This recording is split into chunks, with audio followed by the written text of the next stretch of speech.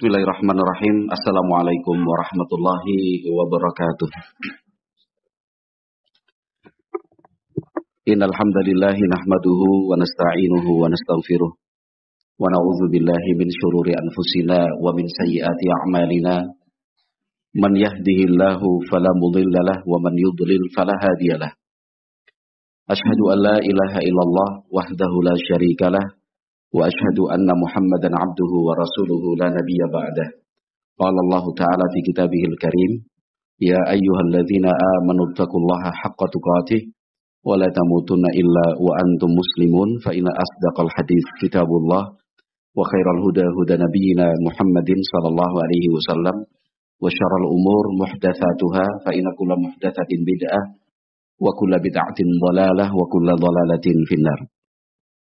Ma'asyiral muslimin, jamaah salat asar Masjid Aisyah rahimakumullah. Dalam pembahasan fikih Islam, praktek jual beli mengambil persentase yang sangat besar dibandingkan pembahasan-pembahasan fikih lainnya. Disebut dengan Kitabul Buyu', pembahasan tentang praktek jual beli. Hal ini menandakan bahwa praktek jual beli menurut pandangan Islam itu bukan suatu kegiatan biasa, tidak hanya aktivitas formalitas, bukan.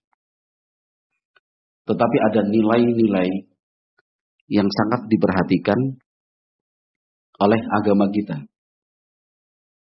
Praktek jual beli itu ibadah. Ya. Allah Subhanahu wa taala berfirman, wa ahallallahu al-bai'a wa harrama ar-riba. Allah telah menghalalkan praktek jual beli dan Allah mengharamkan praktek ribawi. Ayat-ayat di dalam Al-Qur'an itu sangat banyak. Hadis-hadis Nabi Muhammad SAW juga sulit kita untuk menentukan berapa pasti jumlahnya, ya, karena memang ratusan, ya, bahkan lebih dari itu yang menjelaskan tentang praktek jual beli sebagaimana mestinya untuk dilakukan. Tetapi di sana ada beberapa prinsip, hal yang sangat mendasar dalam praktek jual beli untuk kita perhatikan. Ada satu yang ingin saya sampaikan di sini, dan itu tidak bisa lepas dari satu lainnya. Yang pertama, ya, bahwa praktek jual beli itu adalah sarana yang dihalalkan oleh Allah Subhanahu wa taala, bahkan diperintahkan untuk, ya, saling bantu membantu, untuk meringankan, ya, satu sama lainnya. Jadi bukan untuk mempersulit, bukan untuk menjerat, ya, tapi justru praktek jual beli itu bernilai ibadah dalam rangka apa? Bantu membantu. Ya. Si A punya barang X, si B punya barang Z. Satu sama lain saling memerlukan barang tersebut, tapi dia tidak punya. Yang punya siapa? Orang lain. Akhirnya terjadi akad di sana untuk kemudian jual beli yang dulu sebelum dikenal mata uang disebut dengan barter. Ya. Kamu punya barang X, saya Z. Saya perlu X, kamu perlu Z. Udah. Kita tukar saja. Yaitu yang disebut dengan jual beli. Kan? Sampai kemudian ditemukan mata uang. Yang mula-mula ya alat tukar itu adalah emas, perak, kemudian berkembang berlanjut sampai sekarang ini ya kita mengenal adanya mata uang, tiap negara punya mata uang sendiri, bahkan ada beberapa negara yang kemudian mereka bersepakat menggunakan mata uang yang sama. Tapi prinsip yang harus kita ingat dan terus kita pegang bahwa asal muasal syariat jual beli itu adalah kita saling membantu untuk melengkapi apa yang kurang dari kita. Maka dulu di zaman Nabi Muhammad SAW yang disebut dengan pasar di kota Madinah, ya. Pasar di kota Madinah itu tersebar di beberapa kampung. Walaupun demikian, penguasa atau yang mendominasi praktek jual beli dan perputaran ekonomi memang orang-orang Yahudi. Orang-orang Yahudi itulah yang mendominasi. Mereka ya semaunya sendiri. Karena bagi mereka tidak ada lagi halal dan haram. Ya. Yang mereka pikirkan adalah cari keuntungan yang sebesar-besarnya, walaupun sampai merugikan, meskipun menzalimi. Itu mereka tidak peduli. Yang penting dapat untung yang sebesar-besarnya. Maka orang-orang Yahudi itu identik dengan praktek ribawi. Hampir tidak ada praktek jual beli yang mereka lakukan bebas dari unsur ribawi. Hampir tidak kita temukan itu. Selalu. Dan sampai sekarang. Yang kemudian disebut dengan bankir-bankir gitu ya. Dalam sejarah peradaban manusia, ya orang-orang Yahudi itulah yang pegang. Sampai sekarang. Berbagai macam perang. Ya perang dunia pertama, perang dunia kedua. Ya perang dingin. Sampai sekarang juga perang di beberapa tempat di berbagai belahan dunia. Itu yang diuntungkan siapa? Ya orang-orang Yahudi. Karena mereka lah pemain ekonomi. Ya. Bukan negara A, bukan negara B yang untung gitu. Tapi orang-orang Yahudi. Dari dulu seperti itu. Ya. Di kota Madinah, kampung-kampung itu ada pasarnya. Penguasanya orang-orang Yahudi. Bahkan pasar yang paling ramai di zaman Nabi SAW itu ya pasar yang diselenggarakan atau dibuat di perkampungan orang-orang Yahudi. Ya. Maka melihat hal itu, Nabi Muhammad SAW mendirikan pasar sendiri yang disebut dengan pasar Al-Manakhah. Ya. Sampai sekarang lokasi itu masih ada. Ya. Artinya tempat yang lapang dan luas, tidak terlalu jauh dari Masjid Nabawi, ya. Hanya berjarak kalau dari pintu Masjid Nabawi, pintu masjidnya bukan gerbangnya, itu hanya beberapa ratus meter saja. Ya. Oleh pemerintah Arab Saudi sekarang sedang ada proyek, ya, proyek semacam revitalisasi pasar Manakhah itu. Dan sekarang pun kios-kios itu ada yang berjualan di situ. Namanya pasar Manakhah. Dan memang pesan dari Nabi Muhammad SAW agar pasar itu tetap dipertahankan. Tidak boleh kemudian dikurangi areanya dengan bangunan-bangunan. Ya. Aturannya sangat bertolak belakang dengan aturan yang berlaku di pasar-pasar yang dikuasai dan didominasi oleh orang-orang Yahudi. Ya. Itu perhatian Islam terhadap praktek jual beli. Ya. Nah, ma'asyiral muslimin rahimani wa rahimakumullah, itu poin pertama yang ini saya sampaikan bahwa semangat berjual beli itu adalah semangat untuk membantu, untuk saling meringankan satu sama yang lain. Ya. Sehingga tidak hanya berorientasi mencari untung sebanyak-banyaknya. Jadi bukan cuma berambisi bagaimana mendapatkan laba setinggi-tingginya. Praktek jual beli di dalam Islam itu tidak hanya menghitung-hitung nanti berapa ruginya. Ya. Praktek jual beli di dalam Islam itu sangat indah dan sesuatu yang mulia. Ya. Bagaimana kita bisa menutupi kebutuhan orang lain dengan apa yang kita punya. Ya. Bagaimana kita bisa membantu untuk memberikan apa yang sedang diperlukan oleh saudara kita yang lain. Sementara kita walaupun tidak punya, tapi kita yang punya jalur, punya link untuk mengusahakan atau mengadakannya. Saya nggak punya barang itu. Tapi saya tahu jalur untuk mendapatkan barang tersebut. Di situ saya mengambil untung buat ya, mendistribusikan. Karena saya bukan produsen. Konsumennya A, B, C, D, E, dan seterusnya.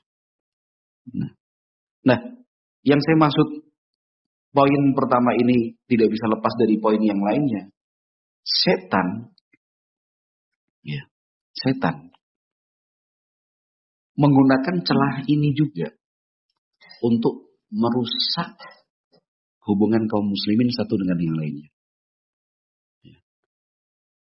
Maka di sana oleh Nabi Sallallahu Alaihi Wasallam diterangkan apa-apa saja yang tidak boleh dilakukan, karena itu mengandung unsur menipu, ya, kemudian unsur merugikan dan menzalimi, ya, kemudian unsur ketidakjelasan. Itu semua kan dilarang oleh Nabi Muhammad Sallallahu Alaihi Wasallam. Kenapa? Karena hal-hal itu akan merusak hubungan kaum muslimin satu dengan yang lainnya.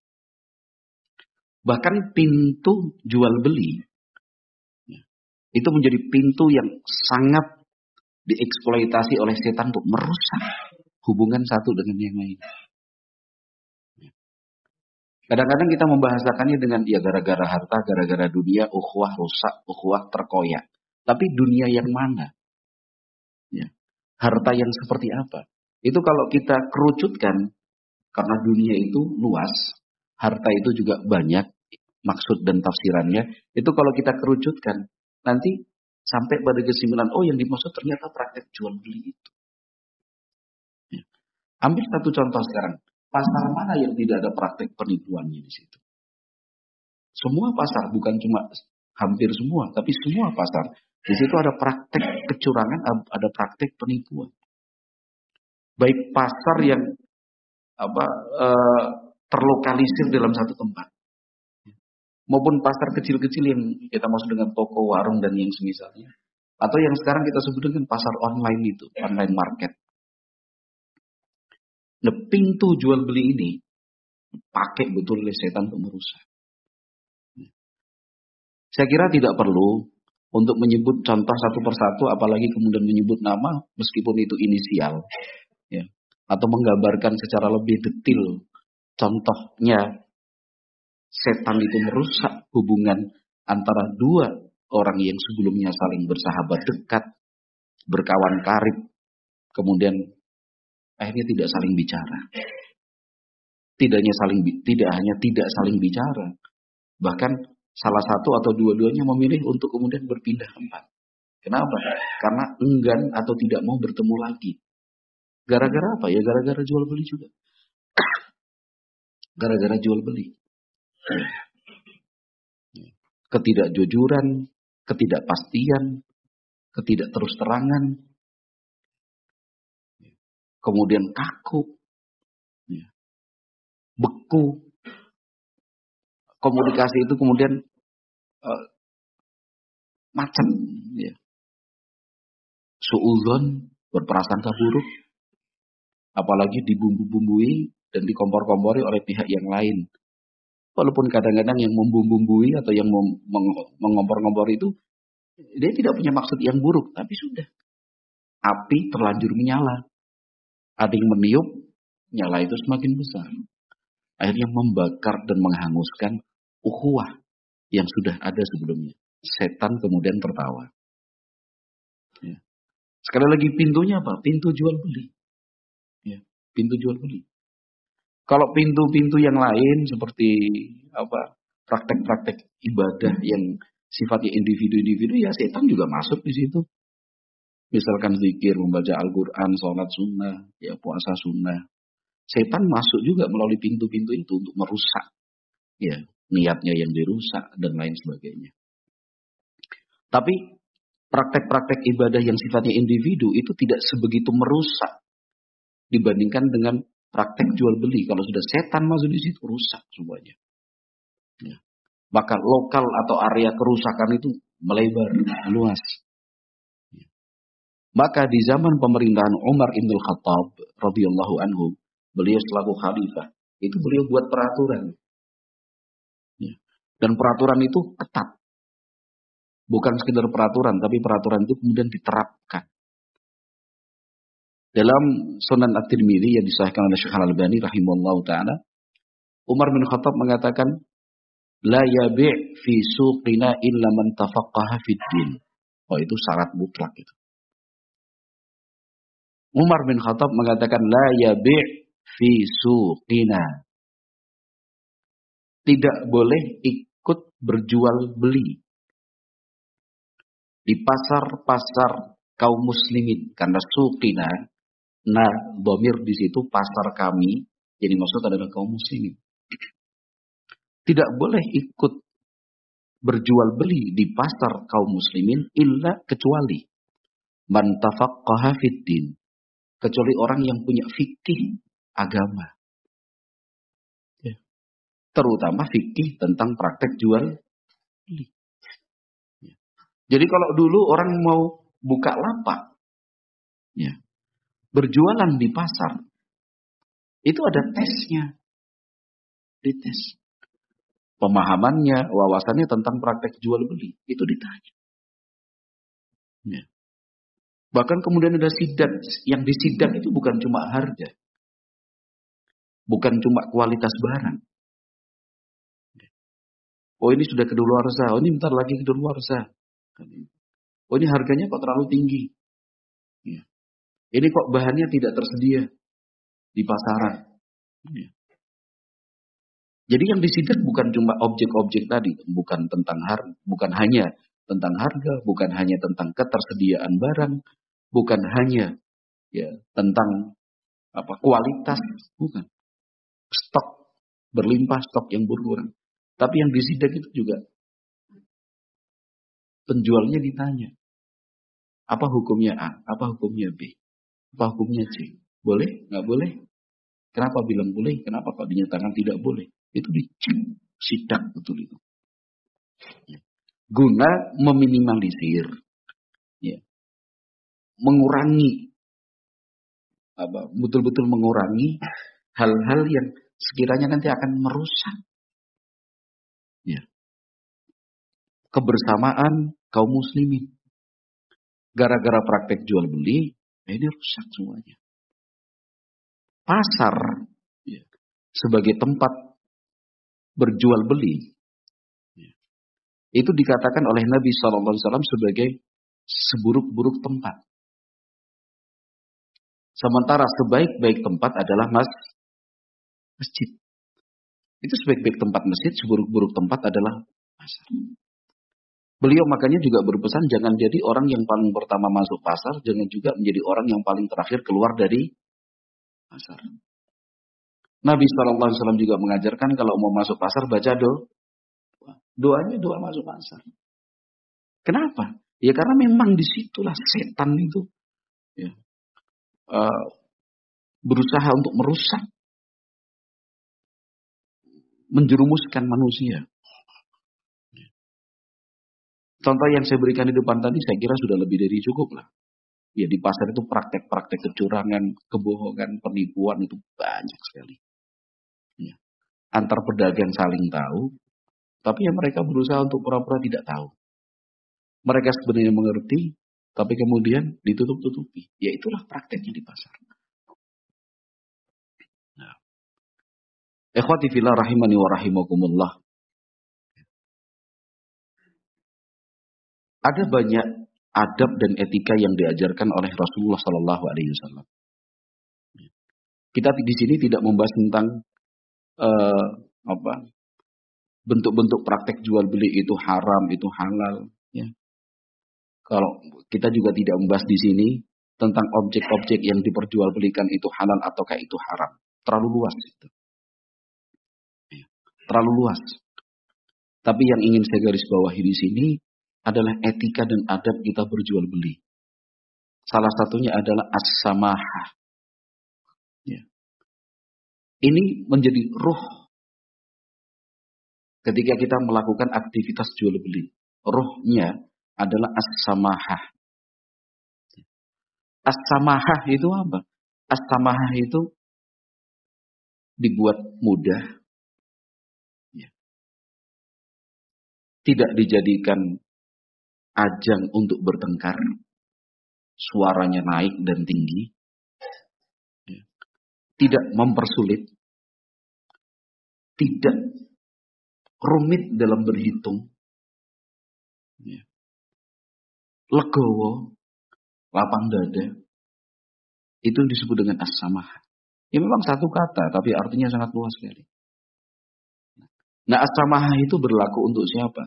Berlaku untuk penjual, juga berlaku untuk pembeli. Menjadi seorang penjual, jadilah penjual yang samhan. Kalau menjadi seorang pembeli, jadilah pembeli yang samhan. Rasulullah Shallallahu Alaihi Wasallam bersabda dari sahabat Jabir bin Abdullah radhiyallahu anhuma yang diriwayatkan oleh Imam Al-Bukhari rahimahullahu taala, Nabi Muhammad alaihi salatu wasallam itu menjelaskan bahwa rahmat Allah itu akan menyertai orang yang dalam praktek jual belinya itu bersifat dan bersikap samhan. Rasulullah Shallallahu Alaihi Wasallam bersabda, rahimallahu rajulan samhan, idza ba'a wa idza ishtara wa idza iqtada. Hadis riwayat Bukhari 2076. Rasulullah Shallallahu Alaihi Wasallam menyatakan Allah merahmati. Ya, ada dua kemungkinan arti di sini ya. Yang pertama, Nabi Muhammad alaihi salatu wasallam mendoakan mudah-mudahan, semoga saja Allah merahmati. Tafsiran yang kedua, itu bukan doa, tapi sebuah berita bahwa Allah merahmati setiap orang yang punya sifat samhan. Kapan itu? Idza ba'a, ketika dia menjual, wa idza ishtara, saat dia membeli. Dilengkapi oleh Nabi SAW dengan beliau mengatakan wa idza iqtada, dan ketika dia menagih. Ya, menagih. Menagih ini yang melakukan penjual atau pembeli? Pertanyaan. Menagih itu yang melakukan penjual atau pembeli? Hah? Penjual. Ya betul, dua-duanya. Jadi lengkap sekali Nabi Muhammad alaihi salatu wassalam itu menjelaskan. Ya. Kalau dia menjual, kalau dia membeli, samhan. Idza tawba, kalau menagih, samhan. Penjual menagih bisa? Bisa. Barang udah dikasih, mana uangnya? Begitu. Sebaliknya yang menagih seorang pembeli, dia sudah kasih uang, mana barangnya? Ya. Iktadha itu artinya apa? Menuntut hak. Ya, kemudian kalau dalam praktek jual beli itu kita sebut dengan menagih. Ya. Jadi penjual maupun pembeli, ya, di saat dia menjual atau menagih, samhan. Pembeli ketika dia membeli atau menagih dari penjual, mana barangnya? Kok barangnya seperti ini misalnya?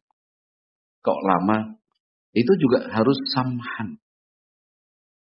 Ya. Sehingga praktek jual beli itu menjadi suatu cara agar kita mendapat rahmat dari Allah Subhanahu wa taala. Nah, rahmat Allah itu seringkali kita lewatkan untuk dihitung sebagai sebuah keuntungan. Keuntungan selama ini kalau kita hitung ya 0,000 itu, ya kan? Angka, nolnya cuma 1, nolnya cuma 2. Oh, untungnya sedikit nih. Wah, rugi. Hari ini impas, Mbak Bu. Sementara keuntungan yang lebih besar, keuntungan yang bukan hanya terkait dengan dunia tapi juga akhirat, yaitu rahimallah, Allah merahmati. Sekali lagi, sering diabaikan. Kita nggak berpikir sampai ke sana. Ya. Pokoknya dari awal saya pengen untungnya 10.000 dari barang ini. Ya. Ketika ada orang menawar, ya, dengan selisih keuntungan 8.000, katakan barang ini harganya 50.000, saya jual 60.000. Karena saya ingin mengejar untung 10.000. Ketika ada orang datang menawar, wes, 55, wah raiso Pak. Juta. Jaket 5 lah. Juta. Ya wes ora situ. Ya wes ora situ. Gitu. Cari aja yang lain. Saya sudah paling murah ini. Karena yang lain ngambil untungnya 12.000, 15.000 sampai 20.000. Ya mohon maaf saja. Kalau kita ingin mempraktekkan apa yang disabdakan Nabi alaihi salatu wassalam. Ini kalau ingin praktek loh. Ya kan? Saya tidak berbicara tentang hukum ekonomi buatan orang-orang kafir itu. Ya, dengan modal sekecil-kecilnya dapat untung sebesar-besarnya. Itu kan rumus dan hukum ekonomi yang diajarkan oleh orang-orang kafir. Karena mereka membuat rumus itu tidak mempertimbangkan dan tidak menghitung faktor-faktor seperti rahmat dari Allah, bisa nanti akan dimaafkan oleh Allah, kemudian dihindarkan dari neraka, nanti akan kita baca juga. Sebagai sebab untuk masuk surga itu nggak dihitung sama mereka. Hitungannya cuma angka dan 000 itu, padahal 0 itu kok kosong. Ya 0 itu kosong. Ya. Beda. Sudah Pak, saya 5 ya. Ambil. Dia sudah untung 5.000. Ya. Makanya ada teman kita itu subhanallah. Ya. Usahanya sukses. Karena saya sering ke rumahnya juga. Ya. Makanya prinsipnya ABC. Tahu kan ABC? Gak tahu lah. Pasti tahu pedagang. Walaupun mungkin belum dipraktekkan gitu aja. ABC.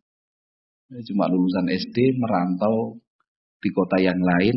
Ya, pokoknya coba dikasih kepercayaan gitu, nggak tahu pasar di mana, sampai sekarang sukses di kota tersebut, buka banyak, donatur kelas berat di pondok kota itu, bukan donatur kelas ringan ini atau kelas layang, bukan, ya, donatur kelas berat di sambati apa, siap, orang sekian puluh juta, oke, orang mikir, antum nggak usah tahu, nanti hubungin lagi, kalau lagi hubungin juga nanti.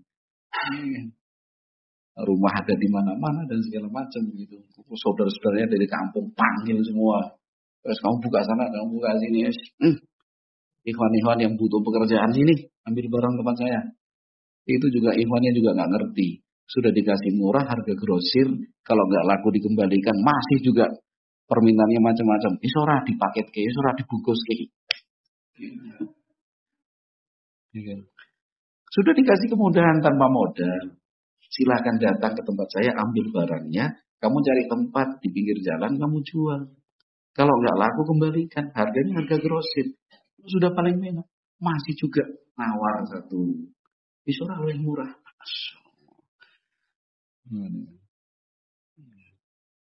Ya sebenarnya itu nggak beretika lah, nggak etis lah. Dibantu kok nutuk gitu loh. Artinya beliau itu memang murni membantu, tidak ingin cari untung. Tanpa menawarkan ke ikhwan-ikhwan itu sudah besar untungnya. Ya, bahkan dengan menawarkan ke ikhwan-ikhwan itu malah nambah pikiran. Itu, ayo bora, ya kan? Bisa apa enggak? Itu masih bisa enggak Pak? Dipaketkan per 5.000, dibungkus ke sekaligus ya. So, itu padahal tinggal dia ambil, bungkusi sendiri, dia jual di pinggir jalan. Nah, sering kita diskusi ya kan, tanya prinsip ABC Ustaz, asal badi cul. Udah. ABC, saya pikir ABC itu apa? Enggak, ABC itu asal badi cul Ustaz. Ya, ini asal badi cul. Ya kayak tadi harga berapa? 60, sakit 5 ya, cul. Itu aja. Jadi tidak ngotot di angka 10.000 itu. Kok abot gimana Mas? Kenapa? Kok Mas Yopi yang disebut? Gitu.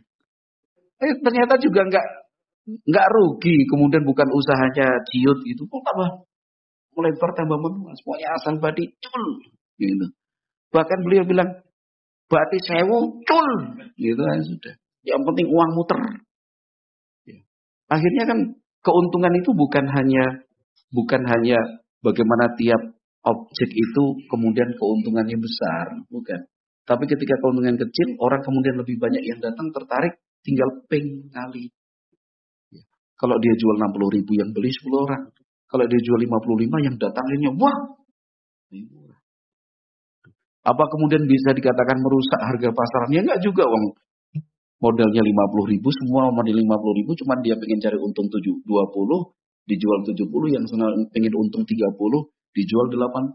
Saya pokoknya asal badicul. Itu nggak bisa dikatakan merusak pasaran. Wong niatnya kembali kepada poin yang pertama tadi, nulung, bukan mentung. Kita itu kan jual beli itu membantu. Jual beli mobil membantu apa enggak? Nggak ada Ustaz Farhan. Ya kan membantu orang yang sedang mencari unit mobil, mungkin untuk keperluan kerja, untuk kebutuhan keluarga. Niatnya begitu. Mau asal bati, itu disebut dengan sama. Ya. Sebaliknya juga sama, itu kan dari kacamata si penjual ini. Kacamata si pembeli pun demikian. Ya. Misalkan dia ada budget uang 100.000, budget. Pokoknya untuk beli barang itu 100.000. Ketika dia ke pasar, ke toko, pira regane swida. Sudah selisih berapa itu? 40. Bukan. Berarti sulih murah mana? Sakit mas. Ya kalau memang budgetnya sudah lebih, ya kenapa harus diketatin lagi? Atau misalnya budgetnya nggak sampai 100 lah, budgetnya katakan 70. Ya. Dapat harga 60. Pira mas? Swida. Itu namanya samahan. Ya. Dibuat mudah, jangan dipersulit. Nah, Rasulullah Shallallahu Alaihi Wasallam dalam riwayat At-Tirmidzi, ya, beliau mengatakan, Ghafarallahu lirajulin. Kalau di atas tadi rahimallah. Rahimallah itu artinya Allah merahmati. Kalau riwayat yang kedua, ghafarallah. Ghafara yaghfiru maghfiratan. Apa artinya ghufranan? Ini yang nggak masuk hitungan dalam ilmu ekonomi ini. Ini kan ilmu ekonomi pokoknya untung rugi, gitu aja. Angka, jumlah, bilangan dan yang lainnya. Kali dan bagi, tambah dan kurang sama dengan.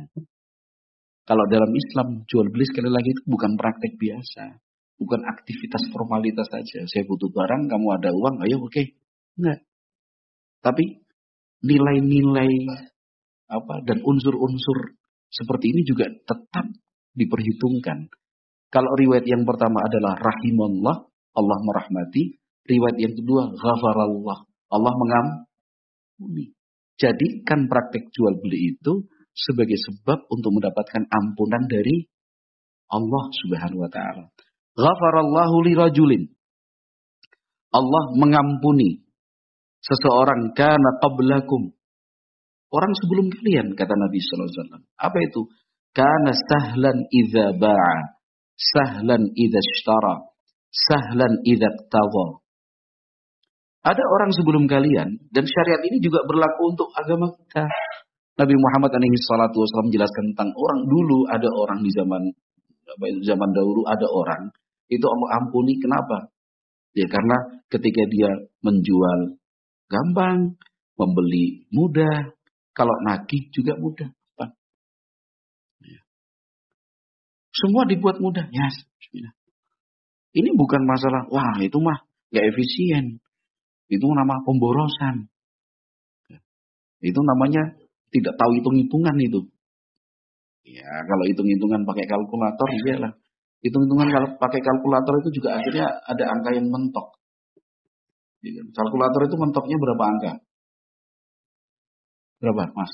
BPJS biasanya ngerti ini. Ya, sana ya. Berapa? Iya, berapa? Berapa paling banyak yang Anda ketahui? Apanya? Iya, berapa ini? Berapa digit?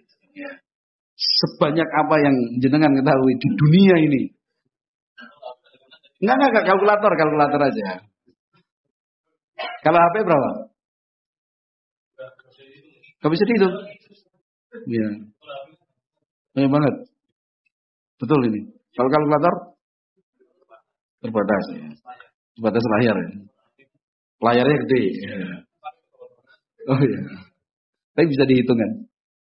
Ya, iya. Nanti mentok-mentoknya tetap bisa dihitung. Tapi kalau rahmat dan ampun Allah nggak bisa dihitung dia. Nggak bisa dihitung. Dalam hal nagih itu juga sama nagih. Gitu. Misalnya utang, nanti akan saya bacakan beberapa riwayat yang disebutkan Ibnu Qayyim dalam kitab Zadul Ma'ad. Bagaimana Nabi Muhammad SAW mengajarkan kepada kita tentang apa? Al-musamahah, tentang sifat as-sahlah, sahal. Itu dalam praktek tagih menagih. Gitu. Tapi gambaran umumnya begini. Ada orang dia mau beli barang. Ini harganya berapa? 50.000. Oke, 50.000. Wah, duitku kita udah sepakat 50.000. Saya aduh, kurang 5.000 misalkan. Ya sudah. Yang pertama 5.000 berarti duitnya 40, ya saya ambil. Karena harganya 40. Tadi kan saya katakan ini harganya 50 karena saya sudah ambil untung 10. Ternyata yang beli, waduh Mas, yang 45 sing 5 mau ternyata harus dijual anakku misalkan. Ya sudah, 45 aja. Mboten apa. Atau misalkan sing 5.000 kok Mas ya? Yo. Oke. Terus akhirnya satu hari kemudian, Mas, kurang 5.000 kemarin. Waduh, ranggo ya Mas. Oh ya sah. Itu namanya sahlan idzat tambo. Bukan tetap tak tulis loh Mas, sampai gue mati tetap tak tulis. Nek kowe ora iso bayar ya anak cucumu yang bayar.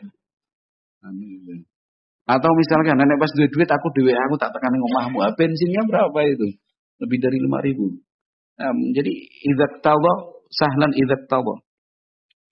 Kemudian yang ketiga. Kalau yang pertama tadi, orang yang praktek jual belinya itu samhan. Satu, mendapat rahmat dari Allah. Dua, memperoleh ampunan dari Allah Subhanahu wa ta'ala. Tiga, selamat dari neraka. Rasulullah Shallallahu Alaihi Wasallam bersabda, disahkan oleh Syekh Al-Albani rahimahullah, riwayat Al-Hakim dari sahabat Abu Hurairah, man kana hayyinan layyinan qariban harramahullahu 'alan nar. Dalam beberapa riwayat yang lain ditambahkan sifat yang keempat, sahlan. Tapi kalau berdasarkan riwayat ini ada tiga. Man kana hayyinan layyinan qariban harramahullahu 'alan nar. Siapa yang punya tiga sifat ini, Allah haramkan neraka untuknya. Yang pertama apa? Hayyinan. Hayyinan itu tenang, tidak gampang emosi, gak mudah diprovokasi. Ini Mas. Jadi kok yang bener loh Mas. Matur nuwun. Rampung ke wae ini orang malah dia malah tambah gini. Boten sah. Itu namanya apa? Hayyin. Yang kedua layin. Layin itu lemah lembut. Kalau dia berbahasa yang sopan, kalau dia berbicara ya santun. Bukan meledak-ledak. Bukan kemudian teriak-teriak. Apalagi sampai semakin diperparah dengan caci maki atau mengumpat, tidak. Kemudian yang ketiga, qariban. Qarib itu apa artinya? Dekat. Maksudnya dekat itu apa? Luas dalam bergaul. Dekat kepada setiap orang.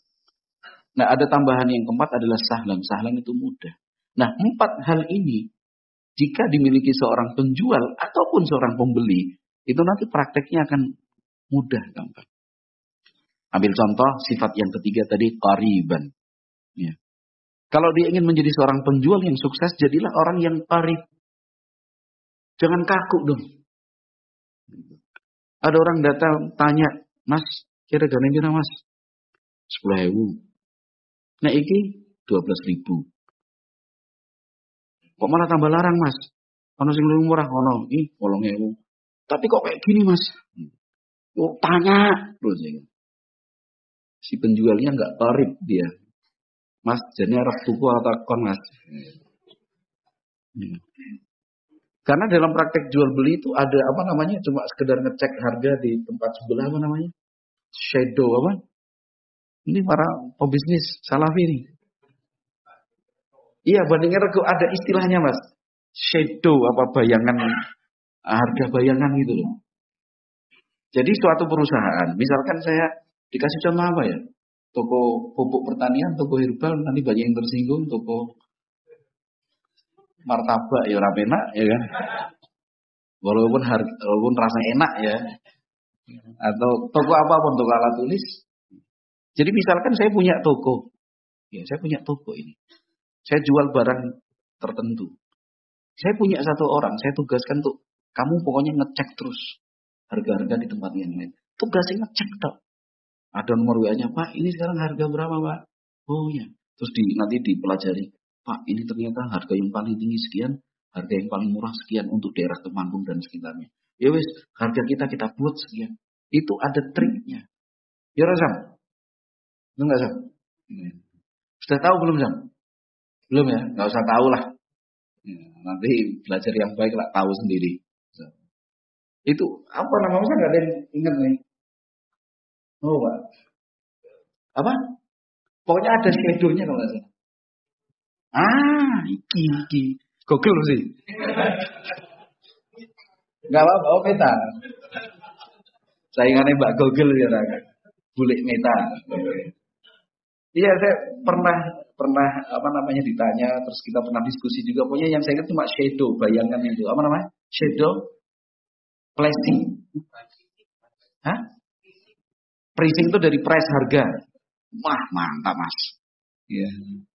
Jadi harga, menentukan harga bayangan gitu maksudnya. Mungkin kayak gitulah. Jadi cuma tes sana. Kan itu. Saya pernah diskusi dalam satu forum itu. Saya diminta untuk jadi saksi. Ini penjual, ini pembeli. Walaupun yang dijual itu jasa. Saya bilang kok bisa saling kenal Mas. Saya diminta untuk jadi saksi aja. Diajak makan gitu, saya jadi saksi. Oke, siap. Lumayan dapat juga. Ya. Iya. Maksudnya untuk apa saksi lah gitu. Ini prosesnya berapa lama? Hampir 1 tahun.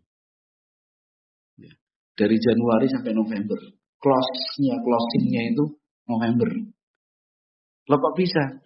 Yang satu bilang yang pembeli jasanya itu, ya saya harus betul-betul memastikan saya ke sana, kantornya di Jakarta, yang satu di Solo. Saya ke Jakarta, cek kantornya, temui orang-orangnya, saya lihat reviewnya, pokoknya saya periksa betul laporan keuangannya bagaimana. Karena nilainya bukan cuma 1 juta, 2 juta, itu sampai transaksinya miliaran rupiah. Ya dia nggak ingin tertipu kan. Makanya terus cek sana. Yang satu loh, kok jenengan juga mau sampai hampir 1 tahun dari Januari sampai November. Ya kami punya prinsip, kami ajarkan di semua anggota kami bahwa setiap orang bertanya, anggap saja saat itu closing. Udah, gitu aja.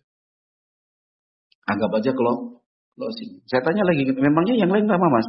Yang lain itu baru ditanya 1 kali, 2 kali, terus pasti responnya, ini mau beli apa enggak Mas? Nanya terus.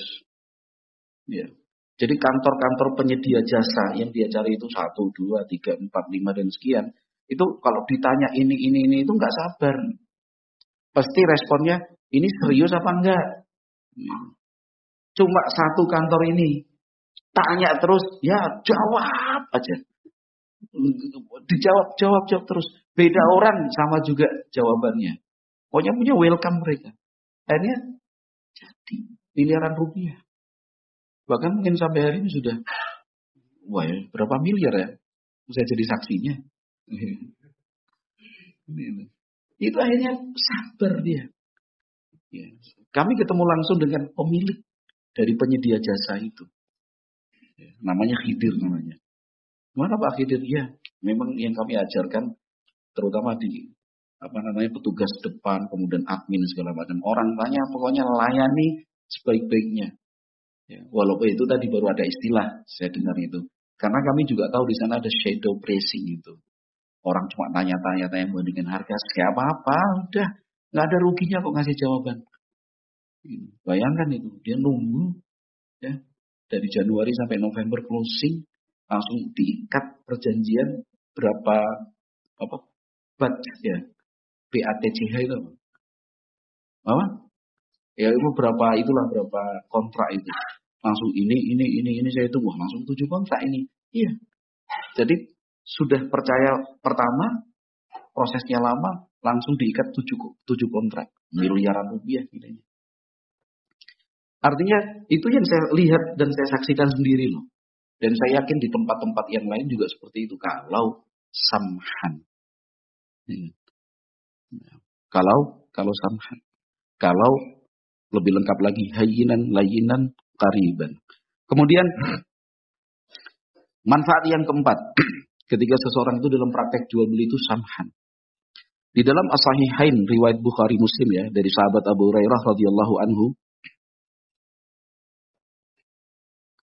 kana ar-rajulu yudayyinu an-nasa fa kana yaqulu li fatahu idza ataita mu'siran fatajawaz anhu la'alla Allah an yatajawaza 'anna qala falaki Allah fatajawaza anhu. Dulu ada orang ya, dalam praktek muamalah jual beli ya, itu sering memberikan utang, artinya nggak langsung dilunasi.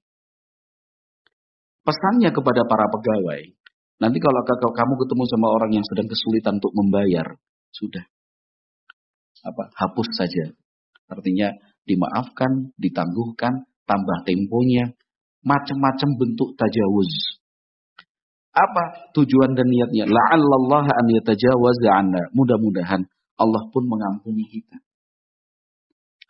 Semoga Allah juga memaafkan kita. Qala falaqiyallaha fatajawaza anhu. Nabi Muhammad mengatakan, orang itu kemudian bertemu Allah, Allah pun maafkan dia. Ya. Dalam riwayat Muslim, utiyallahu bi'abdin min ibadihi atahu Allahu malan. Besok pada hari kiamat ada hamba yang saat hidupnya di dunia dikasih banyak harta. Faqala lahu madza amilta fid dunya? Qala wala yaktumunallah haditha. Selama di dunia apa yang kamu lakukan dengan harta ini? Dan nggak ada orang yang bisa berbohong waktu itu, nggak ada yang bisa ditutup-tutupi dan disembunyikan. Qala ya Rabb, ataitani malak. Wahai Rabbku, engkau telah memberikan harta untukku. Fakuntu ubayyi'un nas. Saya pakai itu untuk bisnis jual beli. Wa kana min khuluqi al-jawaz. Maka prinsip yang saya pegang dalam praktek jual beli itu adalah al-jawaz. Al-jawaz itu memudahkan. Fakuntu atayassaru 'alal musir wa unzirul mu'sir. Orang yang mampu saya kasih kemudahan. Orang yang sulit saya beri tambahan tempo. Faqala Allahu ana ahaqqu bidza minka tajawazu an 'abdi. Allah kemudian berfirman, saya lebih berhak untuk melakukan itu dibandingkan kamu. Ampuni dan maafkan hambaku ini. Jadi bukan orang itu kurang sewu ini. Nggak bisa turun. Segini ya segini. Aku. Ini prakteknya abot loh ya. Gini ngomong mas. Abot. Oh. Apalagi kalau mendengar saudaranya yang satu, misalkan dia punya barang harganya 50, dia jual 60. Pengen praktek hadis ini. Ada orang nawar 55, ya 55. Sebadi 5.000 muncul. Gitu. Ketemu sama temennya makan siang. Wah, tadi barangku yang saya jual aku kira 55. Aku tak jual 70. Artinya dijual harga 70 itu juga laku kok, kamu jual 55. Terus akhirnya dia getun, tahu getun ya? Getun itu apa? Ya, kuciwa. Ya. Dia getun kilo, ya Allah kan itu. Jadi nek tak tahan-tahan sedikit bisa juga untung 70 ya kan. Siapa yang menjamin kalau ditahan-tahan terus ada yang beli? Dia tahan-tahan sampai sudah luar sana nggak ada yang beli. Ya kan? Dia tahan-tahan barang itu akhirnya jatuh rusak patah. Dia tahan-tahan itu dia jatuh sakit akhirnya. Ya kan? Siapa yang menjamin sudah? Akhirnya getun. Jangan. Kalau ingin praktek hadis ya praktek seutuhnya. Ya, amalkan sepenuhnya, jangan waduh gitu. Sesuk menah tak baleni. Begitu akhirnya. Besok lagi enggak laku.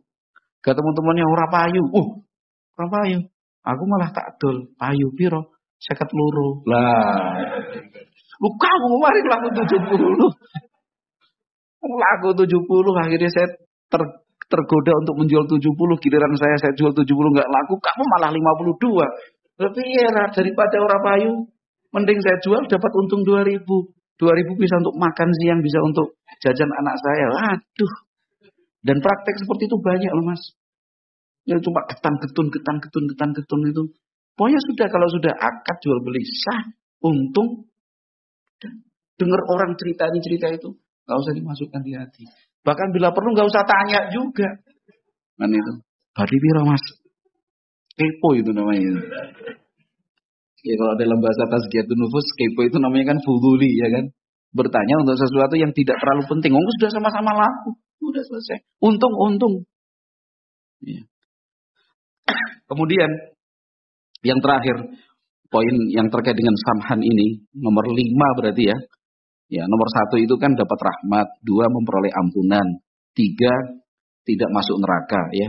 Kemudian yang keempat, keempat adalah Allah masukkan dia ke dalam surga karena Allah ampuni. Kemudian yang kelima, Itu dipuji oleh Nabi Muhammad sallallahu alaihi wasallam. Nabi Muhammad alaihi salatu wasallam menyatakan, afdalukum ahsanukum qadaan. Sebaik-baik kalian, orang yang paling afdal itu adalah orang yang paling baik qadaan. Qadaan itu dalam menunaikan kewajibannya. Sabda Nabi sallallahu alaihi wasallam ini berkaitan dengan satu atau lebih peristiwa, tapi cerita dan latar belakangnya sama. Al-Imamul Bukhari rahimahullah dari sahabat Abu Hurairah menceritakan annahu akhadha sinnan. Nabi Muhammad alaihi salatu wasallam pernah utang seekor onta. Ya. Faja'a sahibuhu yataqadhah. Ya.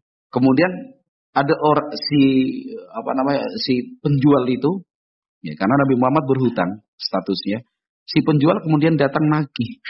Faqalu lahu. Ya. Akhirnya para sahabat yang bereaksi.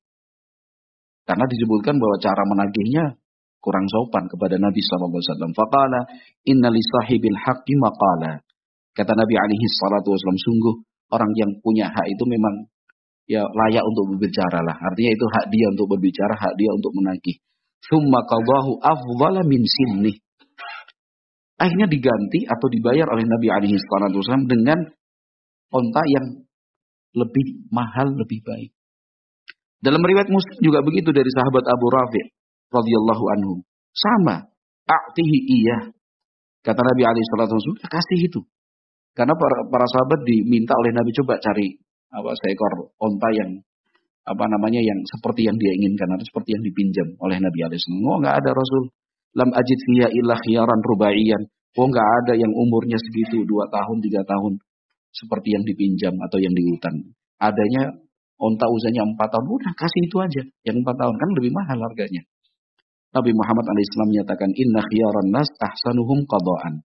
Sungguh sebaik-baik orang itu adalah yang paling baik ketika dia menepati, termasuk dalam apa? Bayar membayar. Itu kalau dalam praktek jual beli mudahnya begitulah. Ini harganya berapa? Kan itu. Ini harganya 58. Ya wes 58. Kasihlah uang 60.000. Ketika dikasih uang 60.000, susunya ambil susu berapa? 2.000. Ini dengan mawon. Untuk Anda saja. Artinya nggak usah diambil. Itu namanya ahsanukum qadaan. Afdalukum ahsanukum qadaan. Atau sebaliknya. Ya kan? Kalau tadi itu dari penjual kepada pembeli, ya kan? Dari pembeli kepada penjual, saya ulang, dari pembeli kepada penjual, dikasih uang 60.000, harusnya kan kembali 2.000. Tapi ternyata nggak ada uang 2.000. Akhirnya, sebentar Pak, saya tak cari di toko sebelah. Tak tukar dulu. Kenapa? Ini nggak ada uang 2.000. No, nggak usah pun. Itu ahsanukum qadaan. Atau sebaliknya. Dan itu harganya berapa? 60. Hitung 50, 55.000, 56, 58. Aduh mas, kurang 2.000 ya. Sebentar ke, kurang 2.000. Pun boten sah. 58 aja. Itu namanya ahsanukum qadaan. Al-Imam Ibnul Qayyim rahimahullah dalam Zadul Ma'ad itu membuat satu pasal fi hadyihi sallallahu alaihi wasallam fi muamalatihi, petunjuk dan bimbingan Nabi Muhammad SAW dalam praktek bermuamalah. Kata Ibnul Qayyim, kana ahsanan nasi muamalatan. Nabi Muhammad SAW itu adalah orang yang paling baik dalam hal muamalah. Wa kana idza staslafa salafan qadha khairan minhu. Nabi Muhammad kalau meminjam atau berhutang, itu pasti beliau ketika melunasi, membayar, itu pasti dengan sesuatu yang lebih baik. Ya, harga, kualitas, jenis. Ya. Kemudian Ibnul Qayyim rahimahullah memberikan beberapa contoh ya. Panjang, waktunya nggak cukup. Tapi yang ingin saya sampaikan di sini, Al-Imam Ibnul Qayyim rahimahullah sampai menyebut riwayat tentang orang Yahudi yang kemudian masuk Islam dengan sikap Nabi alaihi salatu wasallam yang samhan itu. Kata Ibnul Qayyim rahimahullahu ta'ala, wa ba'ahu yahudiyun bai'an ila ajalin. Suatu saat Nabi Muhammad alaihi salatu wasallam itu melakukan jual beli dengan orang Yahudi. Nabi Muhammad membeli, orang Yahudi itu yang menjual. Nabi Muhammad mengambil barang tapi belum menyerahkan uang. Ila ajalin itu artinya utang ya. Faja'ahu qablal ajalu yataqadahu thamanah. Tapi sudah disepakati kapan harus dilunasi. Katakan 3 hari lagi ya. Kalau sekarang hari Jumat berarti hari Senin dilunasi ya, dilunasi. Hari Ahad si Yahudi itu sudah datang menagih. Menagihnya bukan cara yang baik lagi. Menagihnya kasar. Fa'agladha kalamah. Kasar dia bicara. Sampai-sampai fahamma bihi ashabuhu fanahahum. Sampai-sampai para sahabat itu bereaksi, pengen mukul lah apa segala macam. Kenapa? Karena di antara yang diucapkan si Yahudi itu, innakum lamatlun ya bani Abdul Muthalib, kalian itu keluarga dan keturunannya Abdul Muthalib memang tukang tukang nunda-nunda untuk pembayaran. Jadi yang kena semua. Kasar lagi. Itu pun belum jatuh tempo. Temponya hari Senin Ahad dia sudah datang. Dilarang. Jangan. Kata Nabi alaihi salatu wasallam, jangan. Jangan. Bayar. Lunasi. Falam yazidhu dzalika illa hilman. Ternyata dikasari. Nabi Muhammad bukan kemudian membalas kasar, tapi malah semakin lemah lembut. Kata orang Yahudi itu, kullu syai'in minhu qad araftuhu min alamatin nubuwah wa baqiyat wahidatun. Kata orang Yahudi itu, sengaja saya datang sebelum waktu temponya jatuh. Sengaja saya juga bicara kasar. Sengaja saya juga mengumpat dan mencaci maki. Kenapa? Karena dalam Taurat yang saya baca, Muhammad ini, sifat-sifatnya sebagai nabi yang terakhir semuanya ada. Tapi ada satu yang ingin saya buktikan. Wa baqiyat wahidatun. Sisa satu. Apa itu? Dalam Taurat disebutkan bahwa nabi yang terakhir itu annahu la taziduhu syiddatul jahli alaihi illa hilman. Fa'aradtu an a'rifaha fa aslamal yahudi. Tinggal satu. Nabi akhir zaman itu semakin dikasari, semakin lembut. Semakin disakiti, semakin memaafkan. Jali sapa orang. Jadi semakin dikasari, semakin lembut. Maka kata Yahudi itu, fa'aradtu an a'rifa. Saya pengen ngetes ini. Pengen membuktikan betul enggak?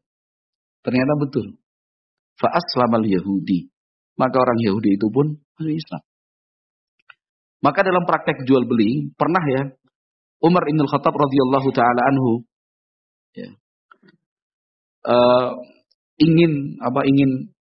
ingin menegur dengan keras orang yang bersikap kasar kepada Nabi alaihi salatu wasallam karena dalam hal tagih menagih itu. Karena kejadiannya banyak, tapi ceritanya kurang lebih sama dalam hal tagih menagih itu. Kata Rasulullah sallallahu alaihi wasallam, "Mah ya Umar." Ini juga disebutkan Ibnu Qayyim dalam Zadul Ma'ad jilid 156. "Ya Umar, kuntu ahwaja ila an ta'murani bil wafa wa kana ahwaja ila an ta'murahu bis sabri." Nah, ini sudah kalimat penutupnya. Umar, jangan. Sebenarnya saya yang lebih memerlukan untuk kamu ingatkan supaya saya segera melunasi. Dan orang itu lebih memerlukan nasihat agar engkau minta dia bersabar. Jadi yang memiliki tanggungan itu cepat-cepat melunasi dan menyelesaikan. Yang punya hak untuk dilunasi, sabar. Itu praktek jual beli di dalam Islam. Sehingga tujuan dan hikmah dari dihalalkannya jual beli itu terwujud. Akhirnya jual beli itu menjadi suatu kegiatan yang membuat kita itu dekat, saling mengerti, kemudian kita saling membantu, mengingatkan dan menyadarkan kita bahwa tidak mungkin kita hidup sendiri-sendiri, kita juga butuh orang lain. Di situ ada nilai ibadah. Kita berharap rahmat dari Allah, ampunan darinya supaya tidak masuk neraka, dimasukkan ke dalam surga. Kemudian menjadi yang terbaik di sisi Allah Subhanahu wa taala. Sehingga jangan sampai karena jual beli, karena urusan dagang, urusan bisnis, kita berprasangka buruk, kemudian kita bermusuhan, kita membenci, saling menjatuhkan satu sama yang lain, memfitnah, kemudian menjelek-jelekkan. Kalau memang ada sesuatu yang perlu dinasihati, nasihati langsung, jangan lewat orang, jangan disebar-sebarkan. Gitu. Wallahu a'lam bishawab. Saya kira cukup. Mudah-mudahan bermanfaat. Semoga Allah Subhanahu wa taala memberikan berkah untuk kita semua dalam setiap praktek jual beli dan juga semua jenis usaha dan pekerjaan yang kita tekuni. Wallahu a'lam bishawab. Subhanakallahumma wa bihamdika asyhadu an la ilaha illa anta astaghfiruka wa atubu ilaik. Assalamualaikum warahmatullahi wabarakatuh.